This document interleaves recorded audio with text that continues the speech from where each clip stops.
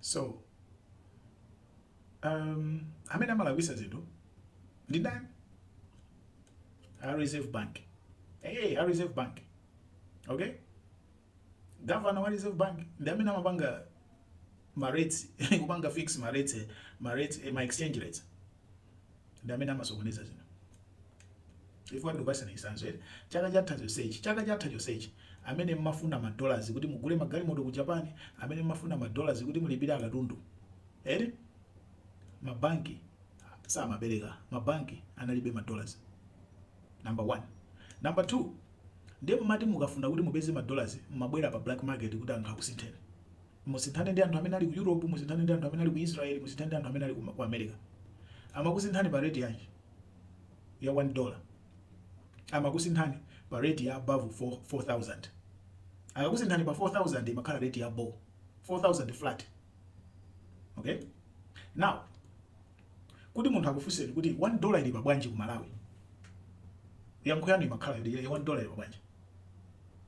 Ila black market ili pa 4,000 chakuti, ku banki ili pa 2,000 chakuti kapena 3,000. Kumano rate yeniyeni ya $1 ndiyo. Chifukwa a bank akuti rate ndi 3,000 koma alibe ma dollars. Amene ali ndi ma dollars yo ndi black market akusinthani pa 4,000 ndi rate ndiyo. Rate ndi 4,000 kapena rate ndi 3,000 yomwe mulibe. So we are living mwika illusion, ka fake life kuuzidwa ndi a bank kunena kuti rate ndi mwakuti. Pomwe chinthu chopalibepo. Right? Because that's how we have been living. And iniyo mufuna ma Chinese RMB lero kuti mwapeze akusinthana anthu pa 600 Malawi kwacha to 1 Chinese RMB. Akusinthana. Yeti kuti mpite mupange check bank rate akuzana kuti 300 yakuti. Zutheka bwanji? So rate yeniyeni ya black market ndi imene ili rate ya dollar. Chifukwa ndikumene kukupezeka dollar. Sikamvisana, ndiye no tibwerere no ku fuel, Fuel ku Malawi asana kwere apapa kufika pa 4,000 chakuti anali 3,000 chakuti. Ndenga di $1 timasinthisa pa 4,000 koma fuel petrol 1 liter inali 3,000 chakuti. It means kuti fuel ja ku Malawi 1 liter icha timaigula pa less than $1. Mwaona? Timaigula pa less than $1. Chifukwa $1 ukafuna $1 iweyo kupita ku black market umakaipeza $1 ija pa 4,000 kwacha. Olo kuposera pamene. Koma ukagula petrol timangula pa 3,000 yakuti. Ndiye kuti petrol wathu ku Malawi atengo wake uja unali less than $1. Okay, chabwino unali less than $1. Ndiye mupite ku Tanzania. Mukagule petrol ku Tanzania ma dollars mukapeza kuti petrol ku Tanzania ali above $1. Sali less than $1, ali above $1. Ndiye mpite ku Zambia.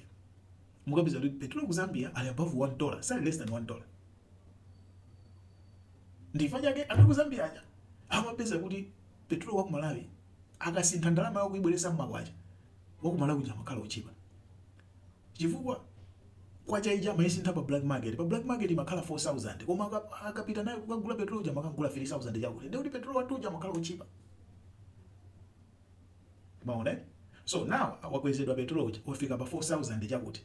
Ndiye kuti petrol watu uja wafika no pa $1 mwakuti. Wafika pa level ya $1 mwakuti. Right? And why is this important?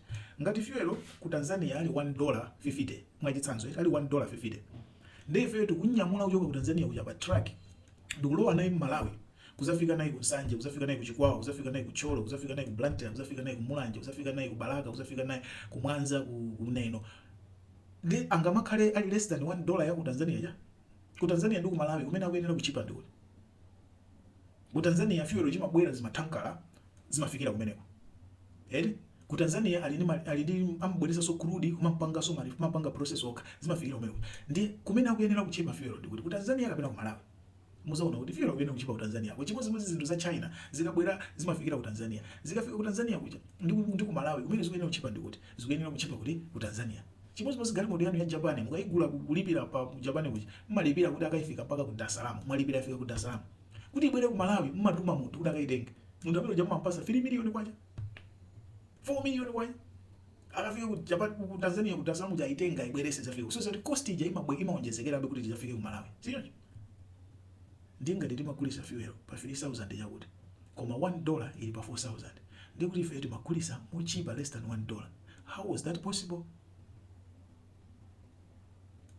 Kubweresa tengo pa 4000 takuonza tafikisa pa $1 chakuti banje chabwe koma ngati a Reserve Bank ama bank rate ya dollar akuisiyabe pomwe paja pa fake rate paja ndeti zikhala moyo unamizana ndi chifukwa chake IMF akabwera makukuza kuti komati $1 yanu intengo mene mukunenawo it's not the real intengo koma ife maiko kwambiri ndeti makachita makani umazitupisa ngati mafinya timanena kuti bomali tapangani zinthu zabwino ku Malawi kuli Malawi over 1 million amene ali kunja kwa Malawi ku South Africa ku Africa koseko ku Asia kuno ku Europe ku America Malawi over 1 million tatigwiritsani ntchito bwino Malawi over 1 million mwinaso 2 million 3 million tili kunja kuno tosefe tidati tizipanga remit kandalama pachaka olokata ngokhala ka 1000 kukalowesa ka $1000 kukalowesa ku Malawi ku mabanki athu ku Malawi ndi kuti tilowesa forex yochuluka kuposa forex yomwe mapesa pafoja pachaka